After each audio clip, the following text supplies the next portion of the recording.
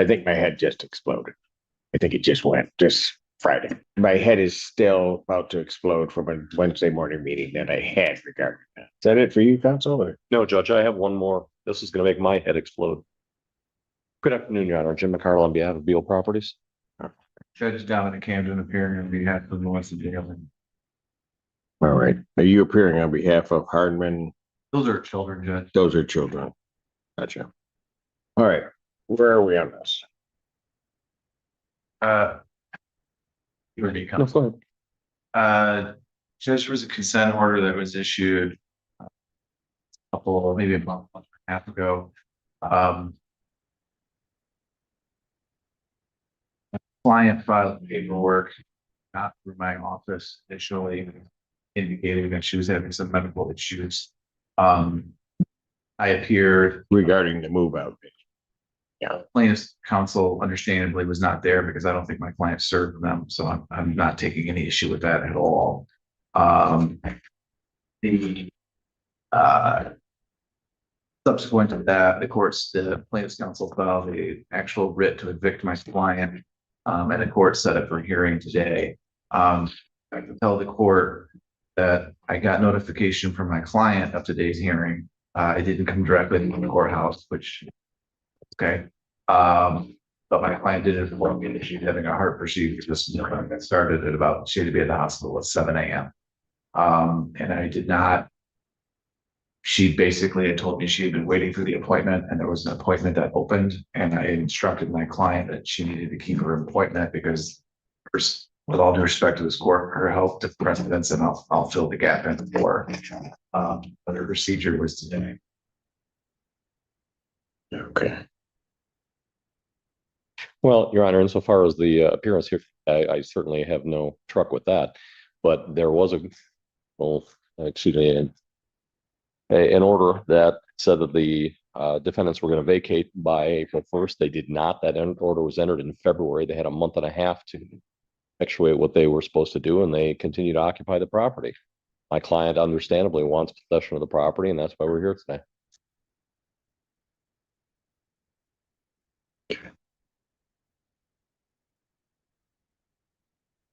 Do we have any verification that this procedure is taking place? I have an email, Judge, From her.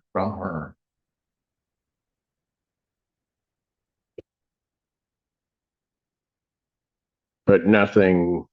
I did not ask for any verification from the doctor's office, Judge.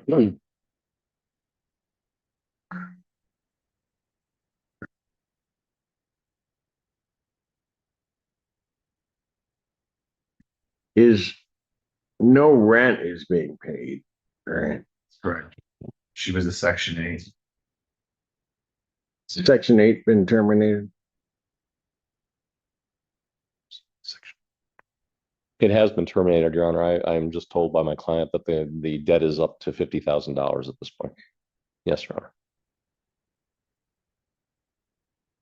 I mean, we're going to get into, maybe we need to get into the, but there's some question about whether it was terminated correctly.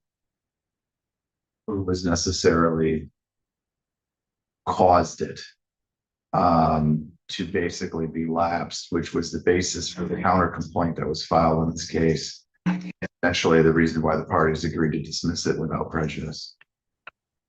So you're indicating you want to raise the initial issues that were subject to the dismissal. If we could approach. Yeah. All right, record in this case was conference case. This is regarding the issuance of the writ in this matter. Mr. Hamden was gracious enough to share with myself and counsel the email that was sent. The nature, I don't know the entire nature of the procedure that the defendant is undergoing. However, one thing that is stated in there that shed some light for the court is that she indicates to be available next week. I'm not going to adjourn it to next week because I don't know that there's really an issue ultimately that this court is going to come to. So I'm going to issue the writ, but delay its execution and indicate that it can be executed no earlier than the 29th. All right. So that way she's got to the end of the month and she's done. Council posed a good question that is to trying to make sure that it's final. I wish a lot of things in my life were final.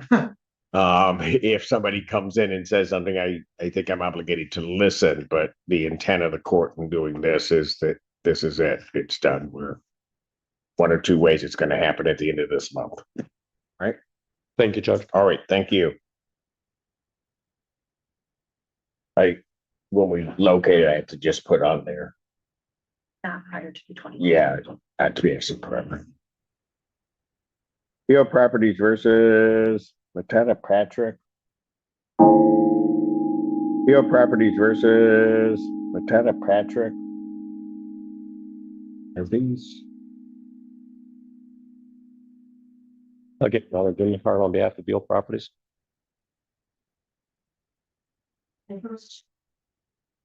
The first two are, got it. Your name?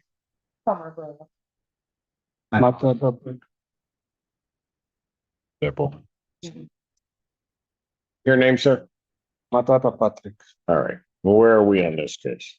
Your Honor, the rent to retain is $2,980.32 with costs of $176.32 for a total of $3,162.64. We're asking for a writ date of May 18th.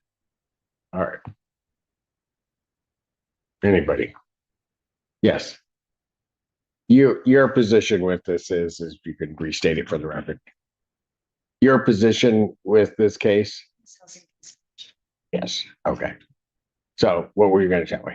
So there's correspondence with the actual homeowner that there's an agreement where we would continue to pay the rent that we've been paying. In addition to the utility bills that I do a utility allowance for, which were done on yesterday, as a matter of fact. And then we would continue to seek alternate funding for the back rent, as well as find Mr. Matata a new unit to go to. And then my agency could then, if we couldn't seek an alternate community resource to pay for his back rent or pay a portion of that, we could then pay that entire back rent at that point once he leaves the unit. And that's in correspondence. There's an entire email thread with that the previous attorney should have access to. The one that was here a week ago. All right. So Ms. Hall, I believe the name was. yeah. So what's really happening is the rent's going to be paid going forward. It has been for the last 2 months. We've paid 2 payments already of $17.60, plus have done 2 utility allowances for Mr. Matata as well. So what months would those be? It was March and I'm sorry, it was April, and then I just delivered one. Yes. Wednesday, maybe Tuesday, Wednesday. It was a little late because our printing machine was down. I delivered it to the new address on Michigan Avenue in the Dropbox. So that payment must not have been taken off of this account. And the only reason, okay, the only reason I'm saying that is because the number claimed owed went up 1 month. But if what you're indicating happened, then it's going to go back to that one figure where I have a static amount of back rent. Okay. Correct. All right. No, that's okay. So what are we going to do then on the case? I get that rent's being paid going forward, but I don't know. And then homeowner, I'm not sure. I assumed there was correspondence with them. He had agreed. He said, put it in letterhead, which I attached to the email as he suggested with the terms. So I'm not exactly sure. But go ahead. Yeah. Your Honor, my client has indicated that what he is willing to accept as a conditional dismissal with the terms that have been laid out before the court. Okay. I guess I don't have a problem with it, but I don't want to end up as the one thing that I didn't hear is there a date that he's going to move, or has that been resolved? For alternate housing right now. Okay, that's gonna be, right, no, I get it, I guess that's gonna be my problem with the conditional dismissal, because there isn't an end. Well, Oh, and I would raise the question then, is there a reasonable expectation he'd be out by the end of June? Because we put at the end of June date in there. If not, then we're back to the question you posed, Your Honor. yeah, but I don't know if that's realistic under. I mean, I can't force somebody to agree to that date. It sounds to me like the parties are working together so that everything stays static. The one thing that's missing is that end date. And how many people are in his family? Do you know? Is it just him? So Okay, that's gonna be, okay. Now I understand. That's gonna be the problem, because you gotta find a unit for 7.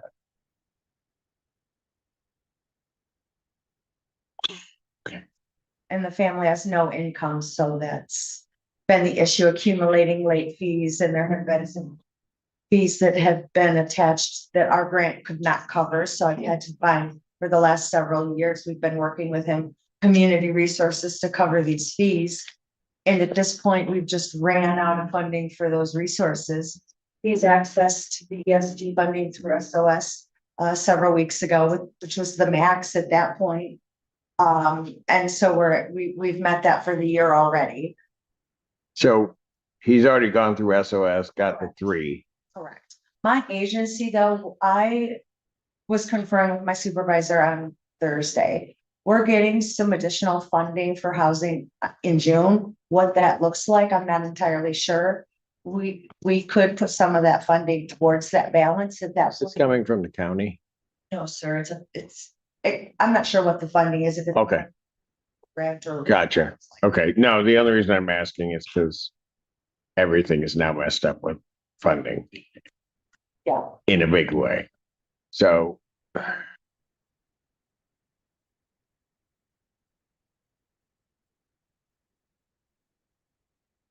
let me ask this. If the back balance got paid, are they going to be able to stay or no? Was that, I mean, Our client indicates yes, Judge. okay.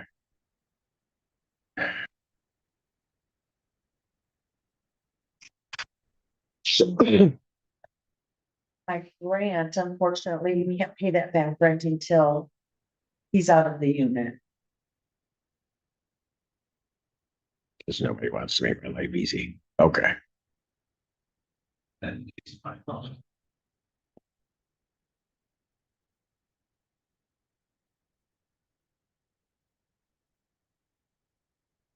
Client indicates, Judge, if the court is comfortable with putting either a July or an August date to give them more time, we could put that in the conditional dismissal if the court is comfortable with it.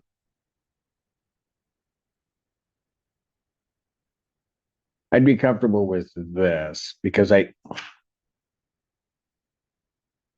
we could do that so that there's a conditional dismissal of August, but that there would be no writ without a hearing. I don't, and here's the reason I'm saying that.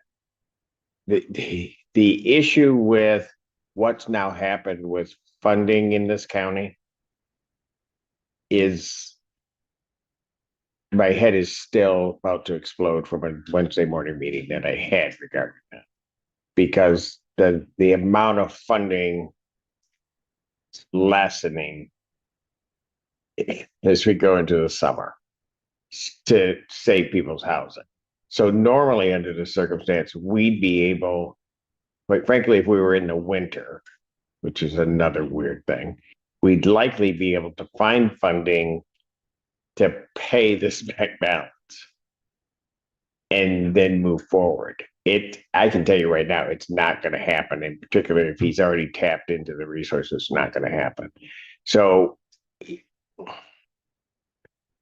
I don't have a problem, and I'd appreciate if there was an August date, but that there be a hearing prior to the issuance of that. But as a part of that conditional dismissal, his current monthly rent has to be paid forward so that this amount doesn't get higher. So that's what we've agreed to. Okay. Then I don't have a problem if we do an August date, but there'd have to be a hearing. And again, it's just because we're in so much flux. He's got to find a place for 7 people. But I'd be comfortable doing that. Would that work for you, sir? All right, So we'd have an end date of end of August, and there would by necessity be a hearing prior to the issuance of the writ. correct. I'll get that drafted and filed. All right, so I'll mark this conditionally dismissed and then submit the paperwork to me. Sir, I do have to advise you that you're appearing here, you're not represented by counsel. Once you sign on to the conditional order dismissal, and I think it's clear what has to happen. They're going to be paying your rent. Got that? Going forward, so there's no balance. And then they're going to be looking for housing for you, but nothing would happen until August. You understand that? All right. And then should you not have secured housing by August, there would be a hearing before this court before an issuance of the writ. You understand that? Those are the basic terms. Okay. All right. And so since you're unrepresented by counsel, once you sign off on that, you have 3 business days from the date of my signature to move this court to set that aside. Believe that there's some confusion on your part, some misrepresentation, something you didn't understand, or some right you didn't assert. Okay, that doesn't mean I would grant it, but you'd have that time frame. Got it? Okay. Thank you, folks. Is that it for you, counsel? Or? No, Judge, I have one more. This is going to make my head explode. Okay. Are his? Oh, they are. They are. Ram Partner versus Fry. Well, let me just call all 4 because I think we've got an issue.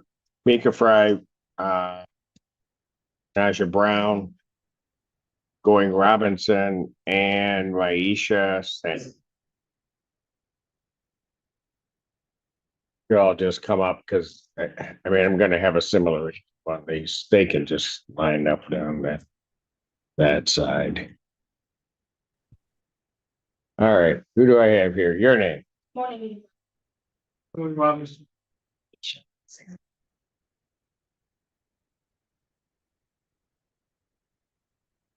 So the one I'm missing is Fry.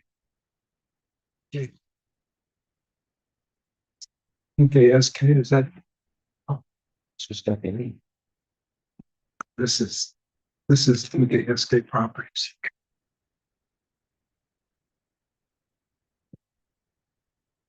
Yes.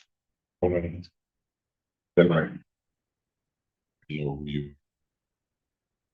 Good afternoon, Your Honor. Noel South appearing on behalf of the plaintiff NKSK Properties. And I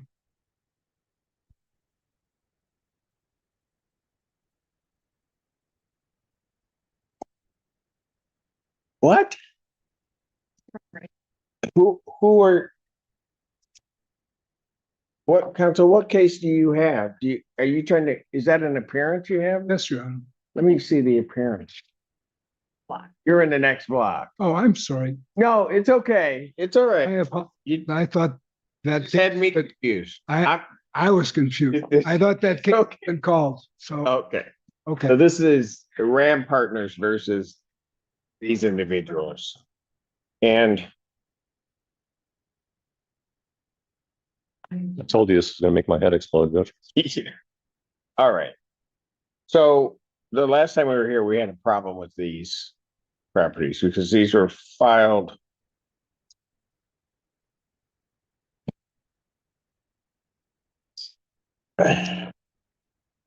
These are really Arbor One cases, right? And the part that I'm a bit confused about is, so for filing in the name of Beal, then there was some indication sent out that Ram Partners is now the management company. That is what I understand as well, Judge. So we're going to have to file amended complaints Yes, but I don't know what I have amended complaint. Oh, they've already filed them. Okay, I was told Well, filed. they filed them. Gonna be here. Yeah, I'm actually here for Ram Partners. No, because it was under Who renewal. are you? I'm the property manager for the property. Okay, I just found out what's your name? an hour ago, Jillian Bailey. Okay. So here's gonna be the problem. In my mind, because I've got to sort this out. The last time we were here, the balances were of such a level, at least on 3 out of the 4, if I'm recalling, that they covered a significant time period.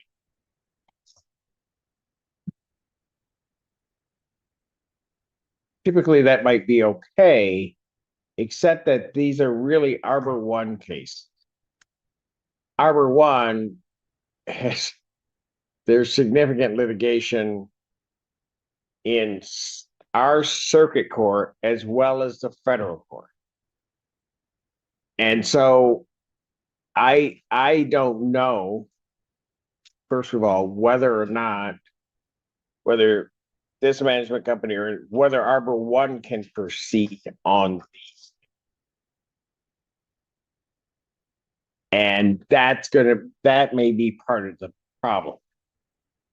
The other issue in that is that since some of the amounts were of the nature that they were, even if on X date they could proceed, I'm worried that the back balances were part of something else.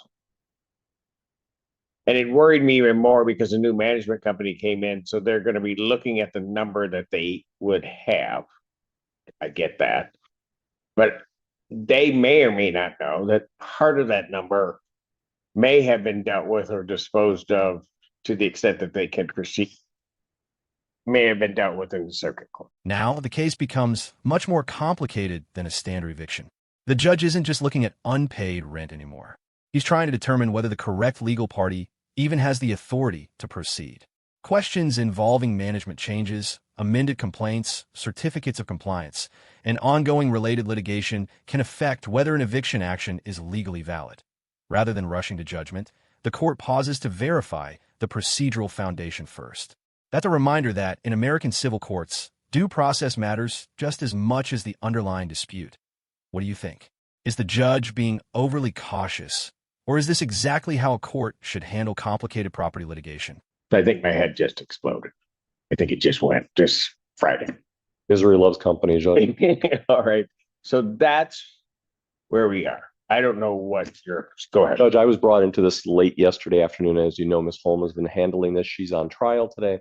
What I have when I discussed this with her, she said that she's having difficulty accessing the circuit court ROA to get the actual documents that she needs to know whether or not this court has stayed. And I suggested, and I have not had the time because I was on trial yesterday, whether we should talk with the prosecutor and see whether or not they can tell us where their cases are.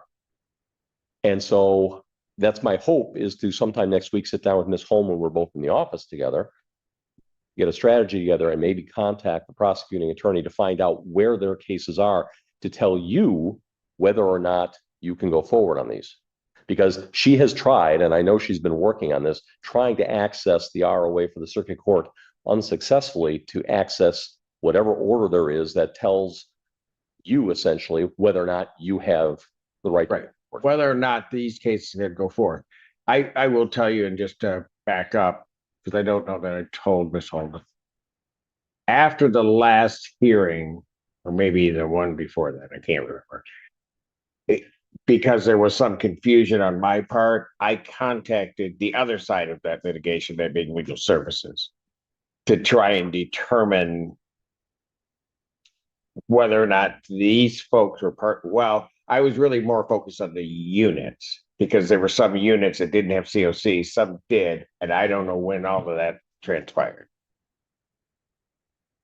You want to say something, because you always do. Go ahead, no. Email stating that, it was a property management, that's been nice. I moved in, I was moved from the buildings that were, not under compliance, and I was moved into a building that also was not under compliance when I moved in, and I have the email stating that when I withdrew my rent and everything. Also, I just wanna mention. Well, what time period are you talking about? This was December 3rd of 2025, and I have the email from the property manager stating that they did not have even temporary certificates at that time. In So, December of 2025. yes, and then I continue to email from there. I shouldn't Go say ahead. to email from that point on, I kind of got ignored, and then, so reaching, kind of before came here to court, I made an agreement with Jessica Nice. She said I did not have to pay this balance to avoid the eviction process, and I do have emails and paperwork regarding that. So, when I was supposed to leave, I was summoned to court. Jessica with who? Jeff. Works with Bill Properties. Okay.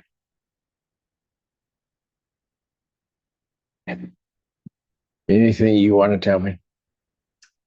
It's got a fiction on my record, so I can't go anywhere. So when I do apply, so You're trying to figure out what you can do if you want. I got you. stressed out. And You're stressed out? I'm 50 years old. I want to be on. You're not 50. Don't even try. I'm- All right. All right. All right. So first of all, quit stressing. Because you stress, then I stress, then things get bad. Okay. All right. Mr. Robinson, anything you want to tell me, sir? I was told the same thing she was. And They got cut back up. I didn't want to pay. Proper. okay. And so council, just so that because you weren't part of those other cases, I had about before the case got filed against Harbor One et al. The federal part of that came in. I still had up until sometime last month, initially starting 50 Harbor One cases. Those cases were working themselves through in some way, but then got stopped because of the circuit court matter. At some point, and again, I'm sort of unclear, the circuit court was not preventing this court from going forward on those cases. I was just reluctant because there were global agreements going. What these two are telling me makes sense. Okay, because there were buildings where the certificate of compliance was not there.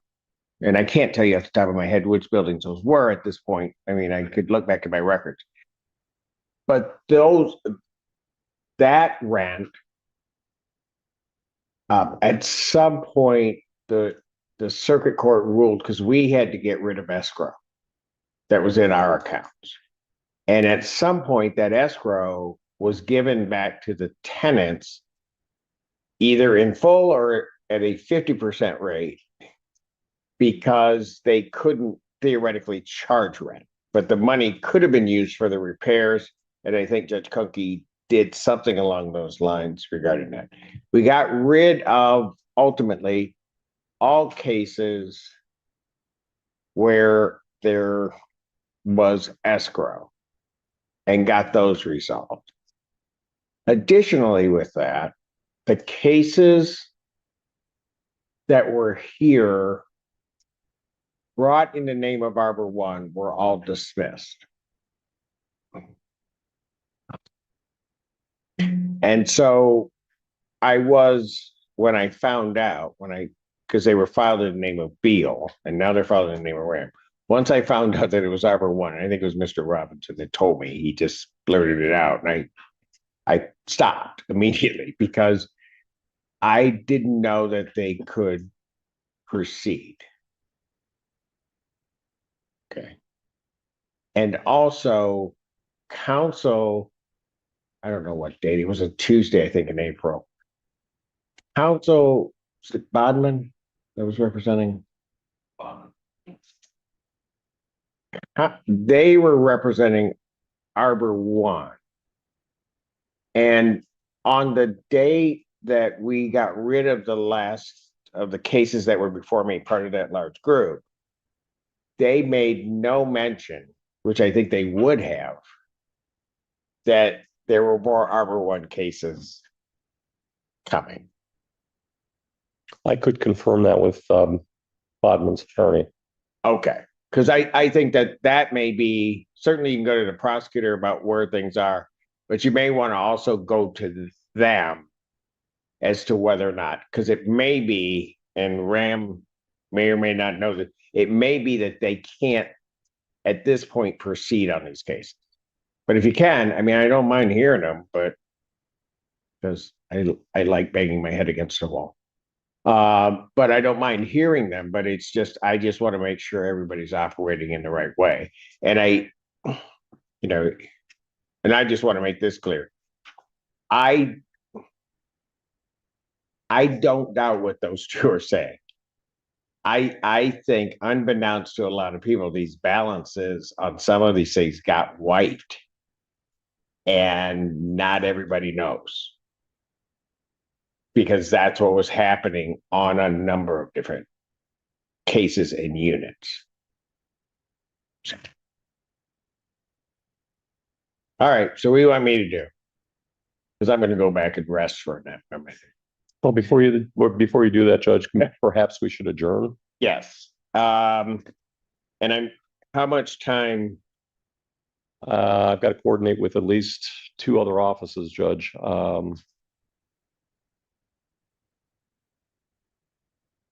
You guys are all still in your units, right? Okay. Why don't you think if I kick them out to the 29th? Just do the last Friday in the month and then figure out where we are. Does that work? That should work, Judge. All right. Then I'll adjourn these to May 29th, 2026. Time? 3 p.m. in person. Okay? Thank you, Judge. You, young lady, you told me the last time you were on Zoom that you were all stressed out. You were giving me a bunch of stuff. All right, now listen. Just listen to me. All of this is confusing. I get it. It's confusing in some respects to me because there are all these moving pieces. You told me about some of the issues you had. Do not stress out about this, okay? You're not going anywhere. Nothing is going to happen until I say it's going to happen, and I haven't said so. So I do not want you worrying about anything. You hear me? You promise me? I don't care if you worry. Because none of you worry, okay? You guys have a great weekend. Today's courtroom showed that eviction cases are rarely as simple as pay rent or leave. We watched one family receive additional time through a conditional dismissal because of medical issues and housing challenges. Another case showed both sides working toward a practical solution instead of immediate removal. And finally, we saw a much larger dispute where the judge refused to move forward until questions about management authority, compliance issues, and ongoing litigation were fully resolved. Throughout every hearing, the judge emphasized that following proper legal procedure is just as important as reaching a final outcome. That's exactly how the justice system is supposed to work. Carefully, deliberately, and based on verified facts rather than assumptions. That if you found today's courtroom breakdown insightful, don't leave without hitting like, sharing your opinion in the comments about which ruling surprised you the most, and subscribing for more real courtroom cases, legal analysis, and unforgettable judge moments.